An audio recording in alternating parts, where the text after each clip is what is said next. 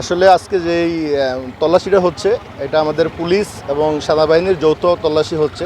এটা আমরা নিয়মিতই করে থাকি, প্রতিদিন বিভিন্ন পয়েন্টে আইন শৃঙ্খলার উন্নতির জন্য বিভিন্ন সন্দেহজনক বস্তু বা ব্যক্তি বা যানবাহন এগুলো আমরা নিয়মিত তল্লাশি করি। তারই অংশ হিসাবে আজকেও তল্লাশি কার্যক্রম অব্যাহত আছে।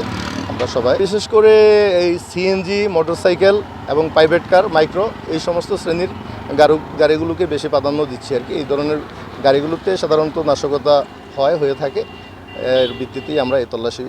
এটা আজকে সকাল 9টা থেকে শুরু হয়েছে, মেবি দিনের 12টা-1টা পর্যন্তই আমরা বিভিন্ন পয়েন্টে করব। না, এখন পর্যন্ত সন্দেহজনক কোনো বস্তু পাই নাই, তবে গাড়ি ঘোড়ার কাগজ কলমে অনেকগুলো ত্রুটি বিচ্যুতি আছে। তাদেরকে আমরা অনুরোধ করছি যেন কাগজপত্রগুলো তারা ঠিক করে নেয়। আপনাদেরও সহযোগিতা আমরা কামনা করি। আমরা যারা সাধারণ পাবলিক আছি, আমরা চাই এইভাবে আমাদের যেন আমরা এভাবে চলাফেরা করতে পারি, বসবাস করতে পারি। হ্যাঁ, এই প্রত্যাশা রাখি, সবাই সহযোগিতা কামনা করি। আমরা সহযোগিতা করব, আপনারা আমাদের সহযোগিতা করবেন। আইন শৃঙ্খলা বাহিনীকে অনেক অনেক ধন্যবাদ।